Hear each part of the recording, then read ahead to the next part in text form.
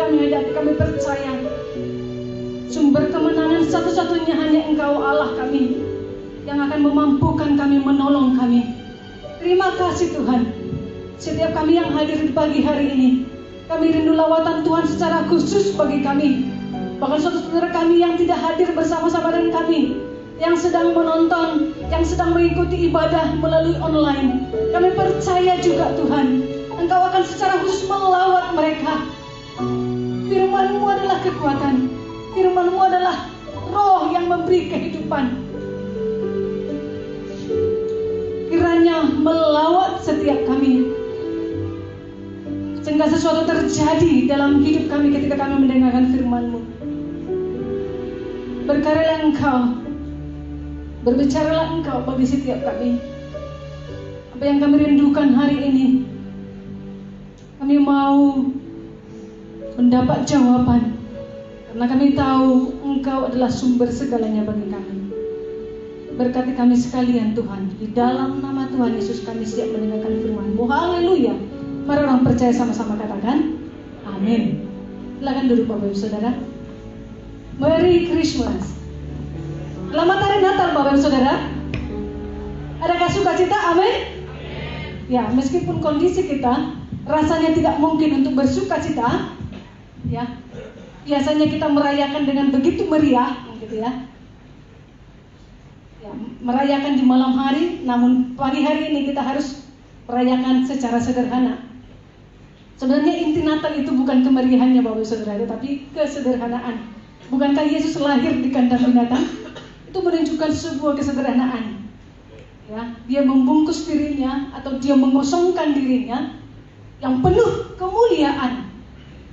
Tapi dia lahir menjadi seorang manusia.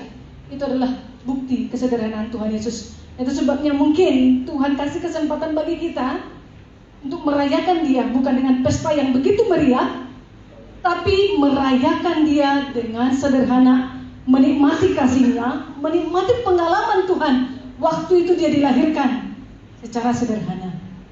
Mari Bapak Saudara, kita akan belajar satu kebenaran firman Tuhan. Kita buka di dalam Alkitab kita, di dalam Yesaya pasal yang ke-8. Saya mau kita hari ini sama-sama belajar kebenaran firman Tuhan.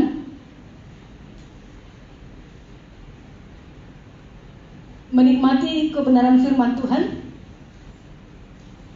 Sebab tidak ada bagian lain yang paling penting dari hidup kita sebenarnya selain kita menikmati kebenaran firman-Nya.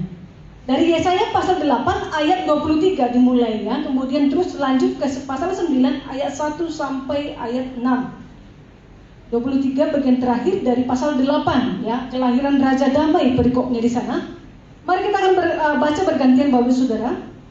Saya akan mulai dari 23 nanti lanjut ke ayat 1 Bapak Ibu Saudara, bergantian sampai ayat yang ke-6. Firman Tuhan berkata begini, tetapi tidak selamanya akan ada kesuraman untuk negeri yang terhimpit itu. Kalau dahulu Tuhan merendahkan tanah Zebulon dan tanah Naftali, maka di kemudian hari Ia akan memuliakan jalan ke laut, daerah seberang sungai Yordan, wilayah bangsa-bangsa lain. Ayat 1 Bapak Saudara.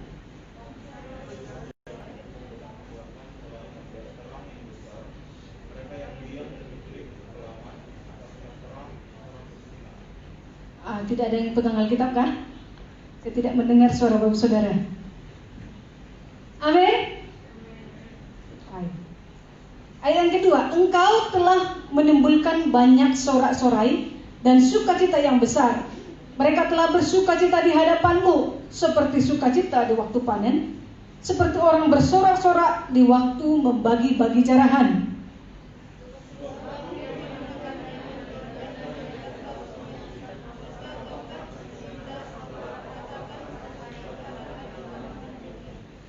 Sebab setiap sepatu tentara yang berderak-derak dan setiap jubah yang berlumuran darah akan menjadi umpan api.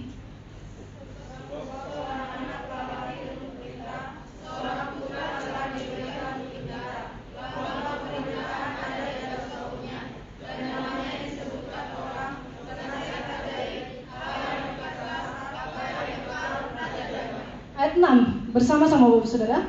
Besar kekuasaannya dan damai sejahtera tidak akan berkesudahan di atas tahta Daud dan di dalam kerajaannya, karena ia mendasarkan dan mengokohkannya dengan keadilan dan kebenaran dari sekarang sampai selama-lamanya. Kecemburuan Tuhan semesta alam akan melakukan hal ini. Ya, demikian pembacaan firman Tuhan, Bapak Saudara. Saya beri tema khotbah hari ini yaitu habis gelap terbitlah terang. Ya, ini sebuah kalimat yang bukan yang pertama sekali kita dengarkan bersama ya. Namun kebenaran firman Tuhan yang kita sudah baca tadi, Bapak Saudara, bisa diartikan atau bisa dimaknakan seperti ini. Jadi kalimat ini sebenarnya, kalimat ini sudah tertera dalam kebenaran firman Tuhan yang kita pelajari pagi hari ini, ya, bahwa terang yang sesungguhnya itu sudah datang melalui, nanti kita akan pelajari tentang Yesus Kristus, Bapak Saudara. Jadi kalimat itu sebenarnya kemudian dicetuskan oleh R.A. Kartini begitu ya. Tetapi kebenaran firman Tuhan jauh sebelum itu memang sudah menyatakan maknanya bagi kita. Kalau dulu memang wanita yang tidak bisa apa-apa atau bangsa yang berjalan di dalam kegelapan telah melihat terang yang besar. Ya, dua ayat ini menunjukkan sebuah kondisi, sebuah situasi yang sangat boleh dikatakan mencekam, sangat tidak nyaman. Kata kesuraman dan kegelapan itu bukanlah kata yang kita harapkan, begitu ya. Bukanlah kata yang enak untuk didengar. Siapa sih yang mau hidupnya suram? Madesu gitu ya, istilah orang. Madesu, masa depan suram, begitu ya. Atau siapa yang senang dengan kegelapan? Mendengar kata itu saja membuat kita begitu merinding. Tidak begitu suka dengan kalimat-kalimat seperti itu, Bapak Saudara. Ya. Jadi kesuraman dan kegelapan, dua kata ini yang kita lihat di sini bahwa tidak akan selamanya. Tidak akan selamanya itu terjadi.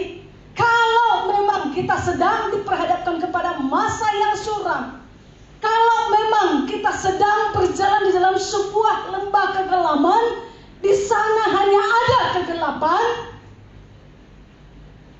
Tapi firman Tuhan berkata bahwa itu tidak untuk selamanya. Apa kata bahasa Indonesia tentang kesuraman itu? Kesuraman itu adalah kurang terang, remang-remang begitu ya. Mungkin kalau kita melihat seseorang, bisa aja yang kita lihat itu cuman senyumnya begitu, manisnya, bisa saja. Atau bisa dikatakan muram, tidak berseri-seri kalau itu tentang muka begitu ya. Saudara mungkin pernah melihat muka seperti itu, seperti muka apa ya dibilang, muka pepaya begitu ya, suram, tidak enak untuk dipandang. Tetapi Alkitab berkata bahwa kesuraman itu seperti seseorang yang ditakutkan oleh kesesakan dan kesempitan, dan dia seperti dikejar seorang raja yang akan siap menyergap. Itu dalam Ayub pasal 15 dikatakan di situ, sedang dalam ketakutan dan sedang di dalam kesesakan, rasanya sesak dan sempit. Dan itu pasti sebuah kondisi yang sangat tidak nyaman. Dan apa kemudian apa yang dikatakan tentang kegelapan? Alkitab bicara tentang kegelapan itu apa?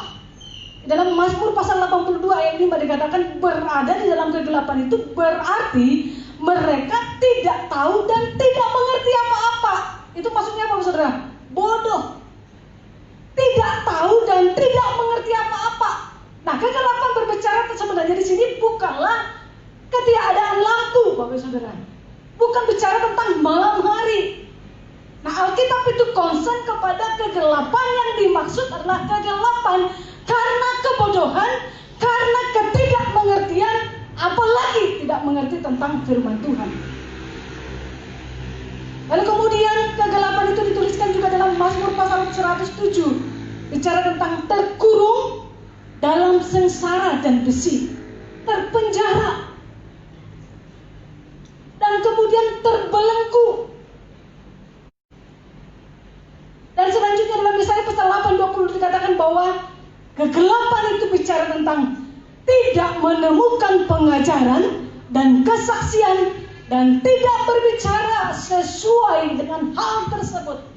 Nah, orang yang tidak ada di dalam ajaran kebenaran firman Tuhan, artinya orang itu sedang berada di dalam kegelapan. Harus pastikan saudara sedang berada di mana.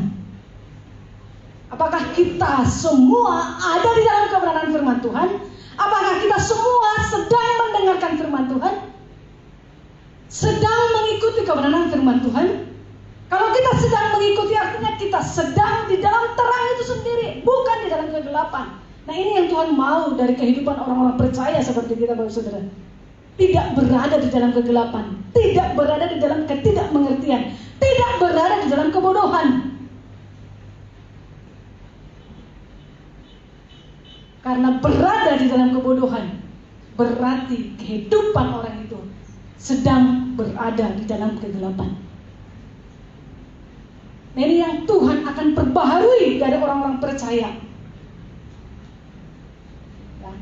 Orang yang tidak ada di dalam pengajaran, orang yang tidak ada di dalam imannya, berarti orang itu pun sedang berada di dalam kegelapan. Saya tidak tahu keadaan kita akhir-akhir ini, Bapak Saudara. Apakah pandemi COVID-19 ini membuat kita justru berada di dalam kegelapan? Apakah kondisi yang saat ini melanda kehidupan kita membuat kita justru tidak lagi merasakan kehadiran Tuhan, tidak lagi ikut belajar kebenaran firman Tuhan? Apakah itu yang sedang kita alami? Bisa saja, Bapak Saudara, masalah yang terjadi dalam kehidupan kita bisa saja menyeret kita, membawa kita dengan paksa masuk dalam sebuah kegelapan. Saya berharap itu tidak terjadi, Bapak Saudara. Nah, apakah dunia kita ini juga sedang berada dalam situasi yang sama? Ya, karena mereka tidak tahu dengan kebenaran firman Tuhan. Lalu kita lihat janji apa yang Tuhan janjikan kepada kita saat ini ketika sedang mengalami mungkin masa-masa gelap, sedang tidak mengerti apa yang rencana Tuhan, sedang tidak ada di dalam pengajaran, sedang bodoh, sedang berada di dalam kegelapan. Tuhan katakan begini, sebab ayat 5, seorang anak telah lahir untuk kita, seorang putra telah diberikan untuk kita.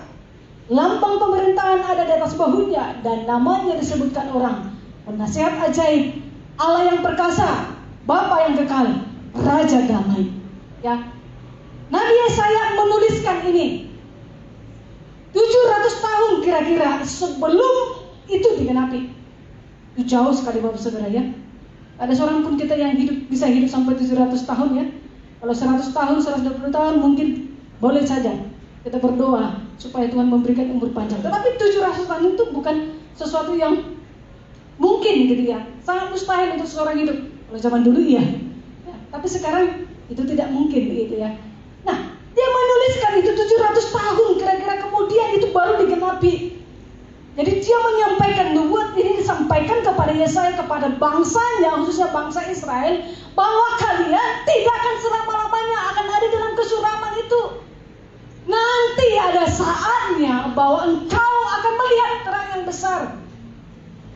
Itu dikatakan bahwa bangsa itu tidak selamanya berjalan di dalam kegelapan, di dalam kebodohan, di dalam ketidakmengertian. Suatu saat kamu akan melihat terang Tuhan yang begitu besar. Ini janji yang disampaikan kepada firman Tuhan kepada kita. Janji itu apa? Kelahiran seorang putra. Kelahiran anak yang akan membawa perubahan total di dalam kehidupan kita. Iya, jadi kalau teman-teman kita seberang mungkin berkata itu seperti zaman jahiliyah. Zaman jahiliyah mereka katakan begitu, ya. Zaman kebodohan. Ya, kedatangan nabinya mereka, baru kemudian mereka bisa mengerti kebenaran. Yaitu pendapat mereka. Tetapi kebenarannya adalah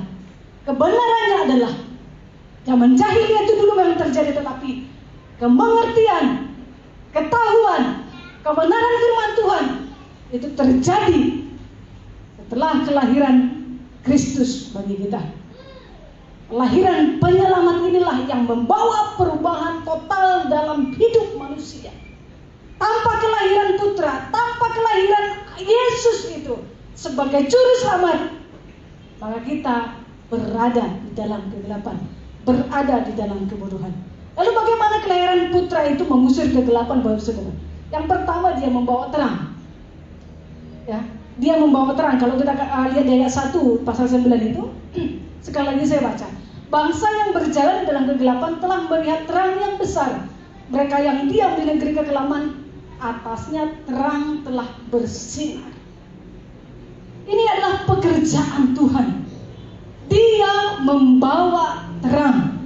Memang yang menciptakan terang, matahari dan lain sebagainya adalah Tuhan.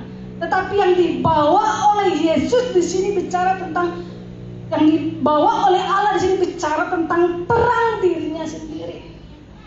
Ya, terang yang dimaksud di sini bukanlah terang seperti yang kita lihat sekarang, Bapak Saudara. Saudara melihat saya dan saya melihat Bapak Saudara, kemudian kita bisa melihat di luar dengan begitu indah karena terang. Tetapi bukan terang yang dimaksud seperti itu, tapi terang yang dimaksud adalah bicara tentang seorang pribadi. Ya, bicara tentang seorang pribadi. Terang yang dimaksud itu mengacu kepada seorang pribadi, ya, yang akan menerangi hati setiap umat.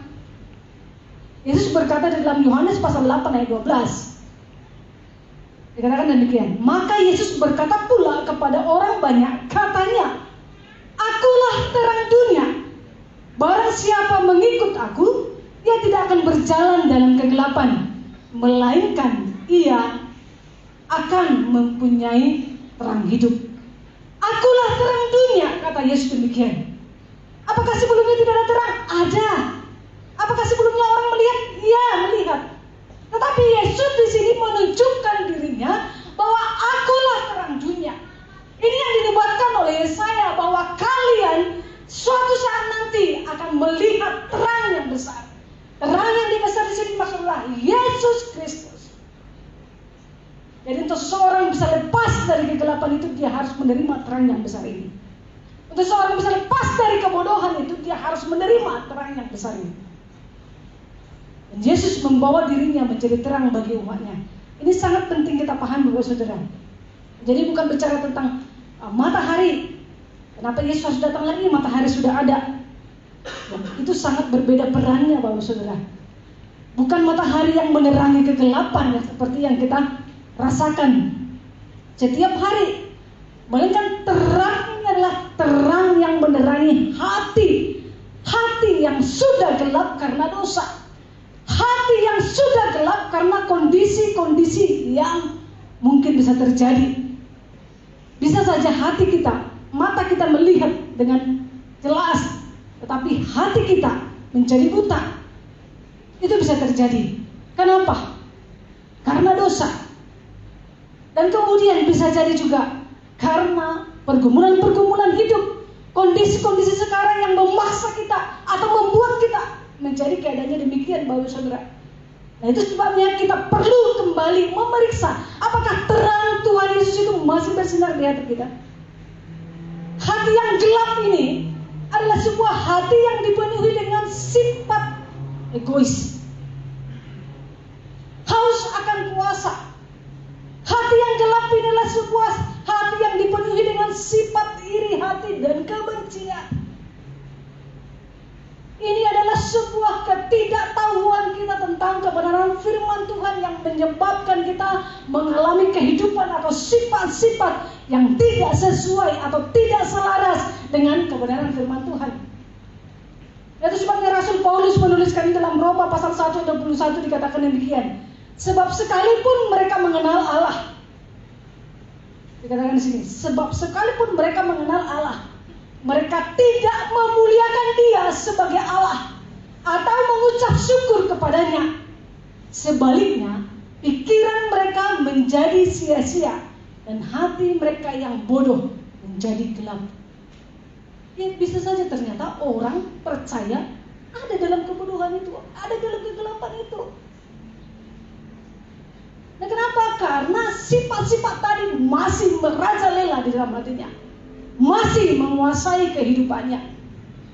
Apabila dipenuhi dengan kebencian, maka orang itu sedang berada dalam kegelapan.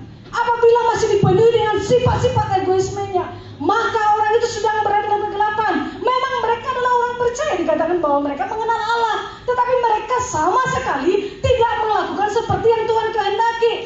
Kenapa? Karena pikiran mereka, hati mereka telah menjadi bodoh, gelap semua. Maka perlu bagi kita, Bapak Saudara, orang-orang percaya sekarang, kita perlu koreksi. Apakah terang Kristus itu masih menerangi atau masih bersinar di dalam hati kita? Kalau saudara mungkin merasakan sebuah kebencian kepada orang lain, perlu dipertanyakan, apakah terang Kristus itu masih menerangi hati saya? Ini sangat penting. Jadi Natal itu adalah sebuah perayaan yang sangat berarti sebenarnya, karena Kristus itu juga adalah sang terang itu sendiri datang ke dalam dunia. Itu sebabnya datang hadir memenuhi hati kita supaya terang Kristus itu bersinar, menerangi hati setiap kita. Jadi ketika malam Natal, Bapak Saudara, Tuhan sendiri memberikan simbol melalui sebuah bintang yang sangat bercahaya, melebihi cahayanya dari cahaya bintang-bintang lainnya, Bapak Saudara. Itu sebabnya sarjana-sarjana bintang itu atau ahli-ahli bintang itu, mereka melihat ini cahayanya lain sekali. Ini kenapa berbeda dari yang lain? Karena Tuhan sendiri sudah menunjukkan bahwa terang yang sesungguhnya itu Kristus sedang lahir ke dunia.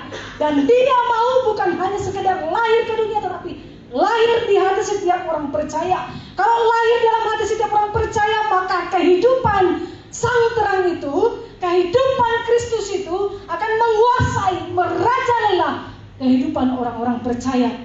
Sehingga yang tampak di luar, sehingga orang menyaksikan kehidupan kita adalah kehidupan yang selaras dengan kehidupan Kristus.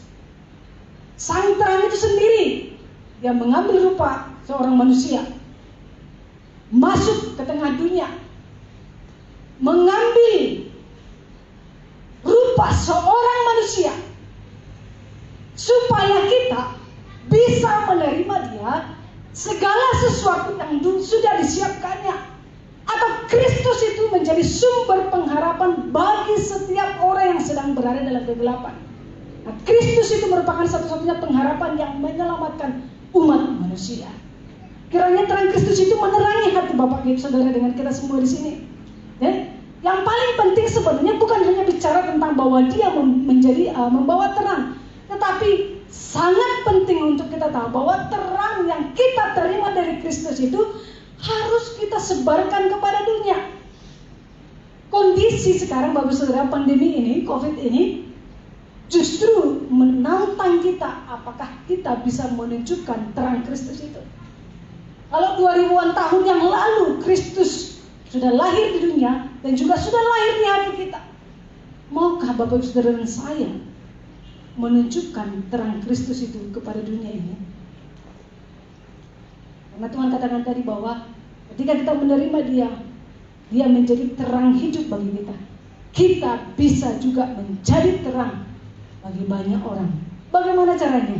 Bapak Saudara tentunya paham dan mengerti bagaimana kita menunjukkan terang Kristus itu di masa-masa sekarang.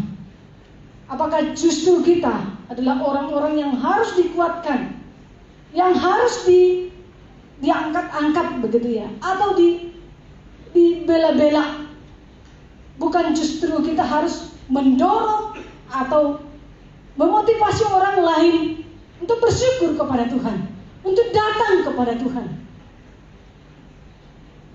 Mengapa orang yang tidak percaya Tuhan justru kelihatannya jadi lebih kuat dibandingkan dengan orang yang hatinya sudah dipenuhi dengan Kristus? Ini menjadi pertanyaan besar bagi kita.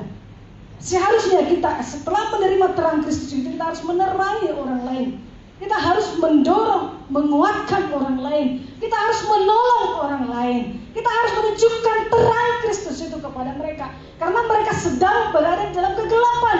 Mereka sedang berada dalam kebodohan. Kita harus menerangi hati mereka yang bodoh itu, hati mereka yang gelap itu. Ini tujuan Tuhan lahir ke dunia. Tujuan Tuhan lahir ke dunia. Setiap orang percaya yang sudah menerima Yesus Kristus sebagai Tuhan dan Juru Selamat pribadinya, tentunya bisa menjadi terang bagi orang lain. Pertama, ingat Bapak Saudara, dia membawa terang supaya kita bisa menjadi terang bagi orang lain. Yang kedua, yang dia bawa adalah sukacita dan kedamaian. Oleh ayat 2 dikatakan di sini, engkau telah menimbulkan banyak sorak-sorai dan sukacita yang besar. Mereka telah bersukacita di hadapanmu seperti sukacita di waktu panen. Saudara lihat di sini, sukacita apa yang dikatakan di sini? Sukacita di waktu panen, seperti orang bersorak-sorak di waktu membagi-bagi carahan. Jadi dengan menerima terang itu Bapak Saudara, maka sekaligus kita juga dapat mengalami sukacita dan damai sejahtera dari Tuhan. Dikatakan di sini, engkau, yang dimaksud adalah Allah di dalam Yesus Kristus, menimbulkan sorak-sorai, sukacita yang besar. Supaya apa? Umat ini, orang percaya, mereka dapat bersukacita di hadapan Tuhan. Sukacitanya seperti sukacita waktu panen. Ya, tidak dapat lebih. Maksud saya, belum ada apa-apanya sebenarnya itu. Ya mungkin kita tidak panen kan, yang panen itu kan di kampung ya, panen padi, panen. Ya biasanya panen itu sering dialamatkan kepada petani begitu ya. Ya mungkin kita bisa katakan gajian. Atau ini karena suasananya Natal mendapat THR misalkan gitu ya. Amin, Bapak Saudara. Ada kan THR-nya? Adalah, walaupun nggak banyak-banyak saya gitu ya. Kita harus bersyukur untuk itu semua. Ya Bapak Saudara, ya sukacita di waktu panen itu memang sangat luar biasa. Ya itu cuma sebuah ibarat, sebuah istilah, sebuah gambaran yang menunjukkan betapa seseorang bersukacita karena dibawa oleh Kristus. Mengapa demikian Bapak Saudara? Dikatakan di sini sebab kuk gandar dan tongkat si penindas telah dipatahkannya. Yaitu dalam Yesus Kristus bahwa kuk gandar dan tongkat si penindas, siapapun yang menindas mereka tadi itu telah dipatahkannya.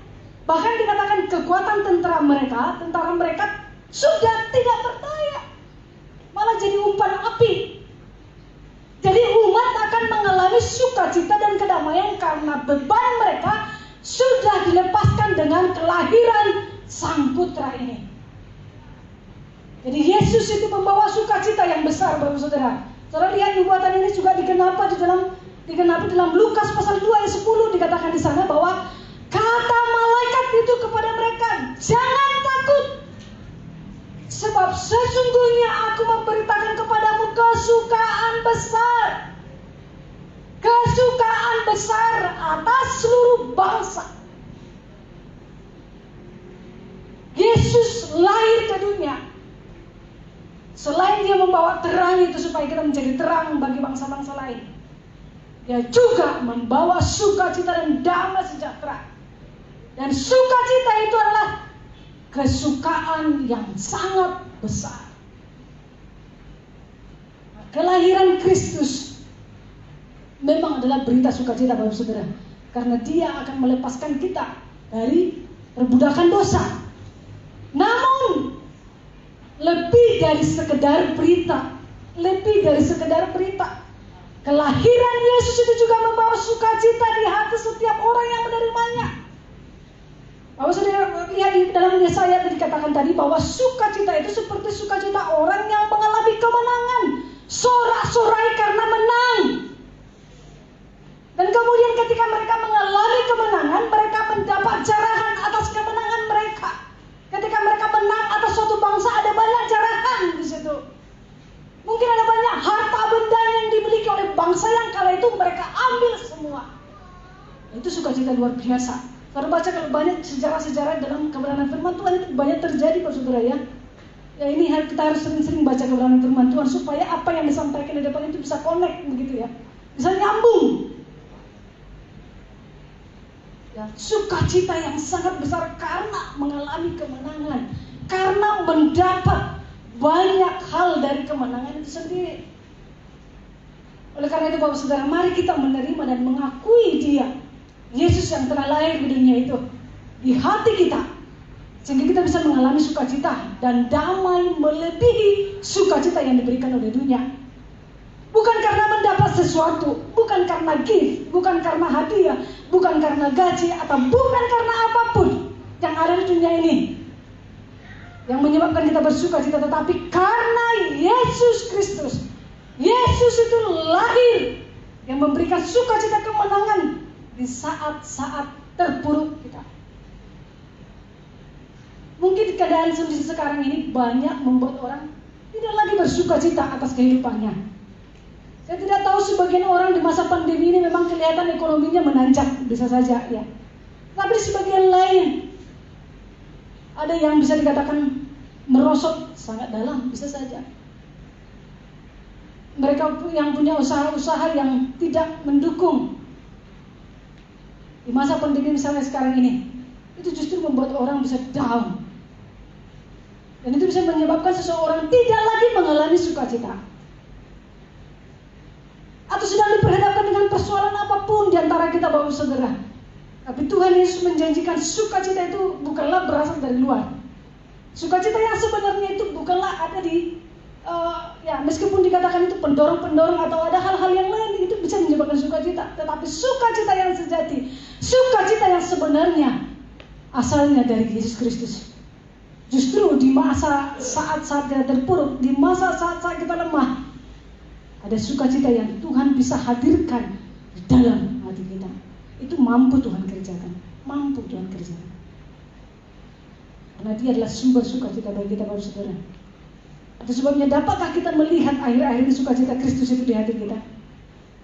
Bisa saja kita menjadi korban keadaan saat ini Bapak Saudara. Dunia yang sedang dilanda oleh penyakit ini, kita menjadi salah satu korbannya. Tetapi dapatkah sukacita Kristus itu kita rasakan di dalam kehidupan kita, karena Dia membawa sukacita dan damai sejahtera.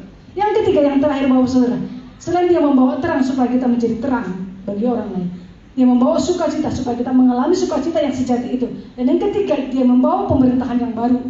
Ayat 5 dan 6 dikatakan di situ banyak ya. Dari ayat 5 itu dikatakan di situ, sebab seorang anak telah lahir bagi kita. Bapak Saudara bisa baca di situ ya. Dikatakan di situ, jati diri sang putra yang akan lahir itu. Pertama Bapak Saudara lihat di situ, lambang pemerintahan ada di atas bahunya. Namanya disebutkan orang penasihat ajaib, Allah yang perkasa, Bapa yang kekal, Raja damai.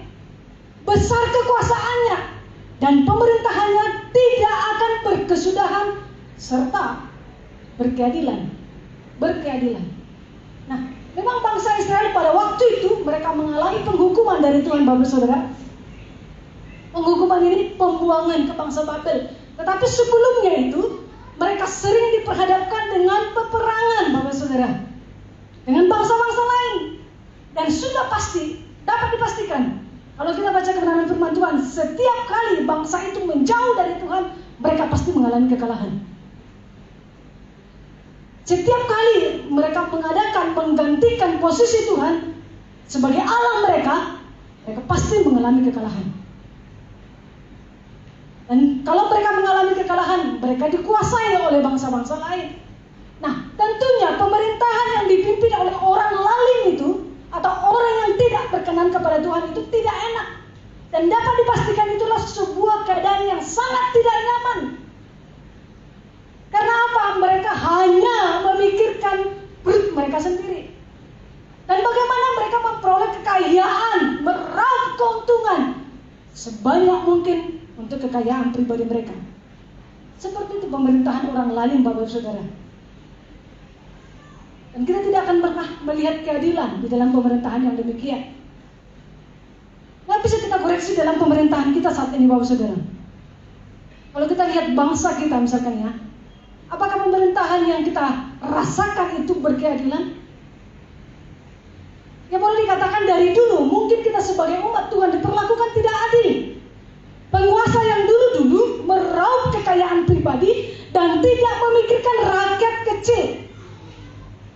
Boleh kita katakan sekarang mungkin keadaannya jauh lebih baik.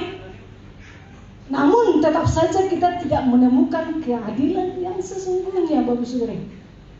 Lalu kalau kita bandingkan pemerintahan yang dibawa oleh raja yang satu ini, yaitu Sang Putra itu, Alkitab memberitahu kita bahwa dia berkuasa, seorang penasihat yang ajaib, Allah yang perkasa, Bapa yang kekal, Raja damai, berkeadilan dan lain sebagainya, Bapak Saudara. Penasihat ajaib yang nasihatnya ini mampu mengayomi semua umat. Nasihatnya mampu mengayomi semua umat. Saya bisa bayangkan kalau seorang raja dengan penasehat yang gak karu-karuan, maka dia akan mengikuti nasihat-nasihat orang itu. Saya teringat sekali anak Raja Salomo ketika dia memerintah. Dia tidak menggunakan penasihat-penasihat Raja Salomo, Bapak Saudara.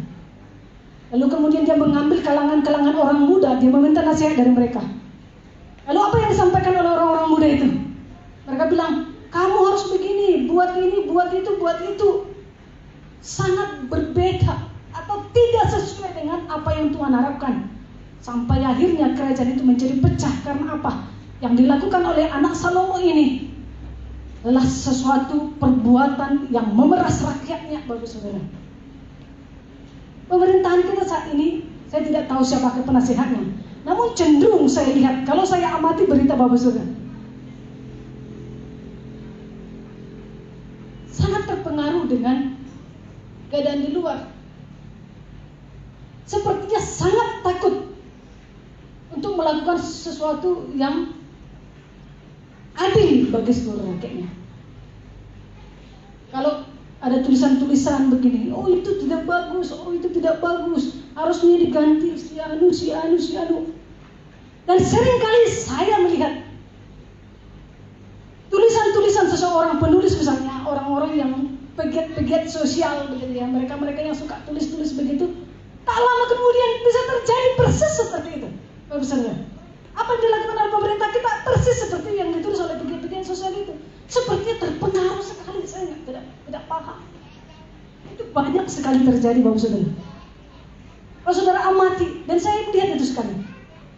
Pertama sekali waktu ada berita di mana itu, di Sigli ya, di daerah yang ada gereja yang dianiaya itu, yang dibakar, mengalami penganiayaan.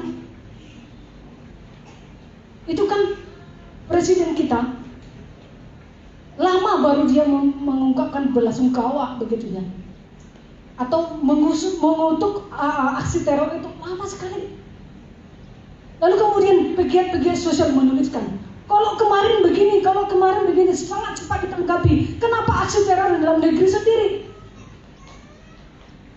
lama sekali ditanggapinya? Gak lama kemudian benar dia mengucapkan belasungkawa, dia mengutuk aksi teror itu. Dan saya perhatikan banyak sekali seperti itu. Entah siapa penasehatnya, dan itu sangat mempengaruhi tindakan pemerintahan kita, Bapak Saudara. Tapi di sini sangat berbeda. Allah kita di dalam Yesus Kristus ini, ketika dia lahir ke dunia, disebutkan jabatannya adalah bahwa dia penasehat ajaib yang akan mengayomi semua umat. Jadi pemerintahan di dunia ini tidak ada apa-apanya dengan pemerintahan yang akan kelak dipimpin oleh Raja itu, Yesus Kristus itu. Karena dia tahu kebutuhan semua orang. Dia akan memerintah dengan berkeadilan. Dia akan mengayomi semua umat. Dia akan mencukupi kebutuhan orang-orang percaya.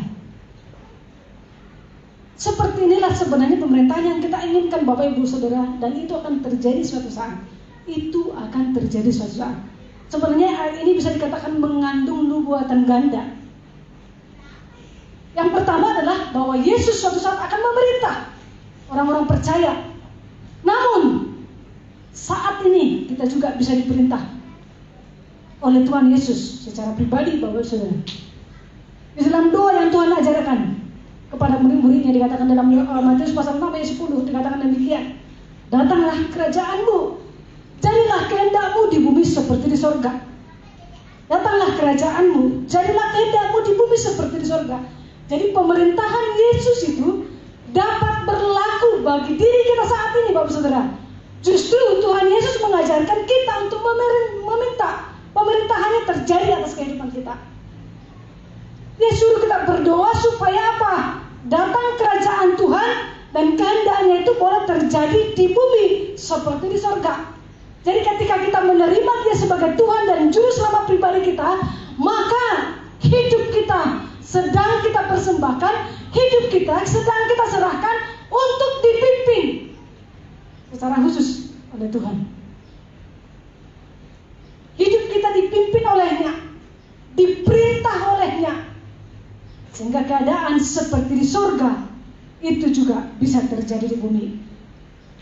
Seberapa banyak di antara kita Bapak Saudara yang menginginkan kerajaan surga itu, keadaan seperti di surga itu terjadi di bumi. Saya yakin semua kita merindukan itu terjadi. Ya, keadaan seperti di surga itu juga terjadi di bumi.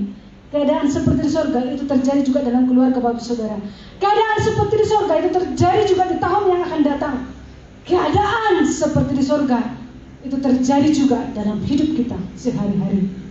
Pemerintahan Tuhan itu berlaku suatu saat nanti, tapi saat ini juga itu bisa berlaku di dalam kehidupan kita masing-masing. Oleh karena itu mintalah pemerintahan Tuhan itu berkuasa atas hidup kita Saudara sehari-hari. Maka kegelapan itu tidak lagi menguasai kita, tetapi terang Kristus menerangi hati kita, sehingga hati kita ini menjadi terang. Kita mampu menjadi terang dan berkat bagi orang lain, bersukacita dalam keadaan apapun, damai dalam pemerintahannya yang memerintah kehidupan kita sehari-hari. Amin. Untuk kebenaran firman Tuhan, mari kita berdoa. Terima kasih Bapa di surga untuk kebenaran firman-Mu bagi kami pagi hari ini. Engkau ajaib, Engkau Allah yang kekal, Raja damai, Bapa yang perkasa. Kau sanggup membuka hati setiap kami untuk bisa menerima kebenaran firman-Mu, memahaminya, sehingga kami tidak berada dalam kegelapan. Kami rindu menerima kebenaran firman-Mu secara utuh, menguasai seluruh kehidupan kami, supaya kami tidak berada dalam kegelapan Tuhan, di dalam ketidakmengertian. Karena di dalam Engkau seluruh kehidupan kami terang benderang. Terang Kristus menerangi hati dan pikiran kami, sehingga kami mengalami Engkau, mengalami terang-Mu bersinar bagi dunia seperti bintang-bintang di langit. Terima kasih Bapa di surga. Ini kehidupan kami umat-Mu, dalam perayaan Natal kami, ibadah Natal kami yang sederhana dan kecil ini, kami boleh mengalami Kristus secara pribadi. Kami rindu mengalami hubungan personal dengan Tuhan. Bukan apa kata orang, tapi kami sendiri merasakan Tuhan di dalam hati kami masing-masing. Sehingga itu menjadi bagian terpenting dalam hidup kami. Bukanlah pestanya,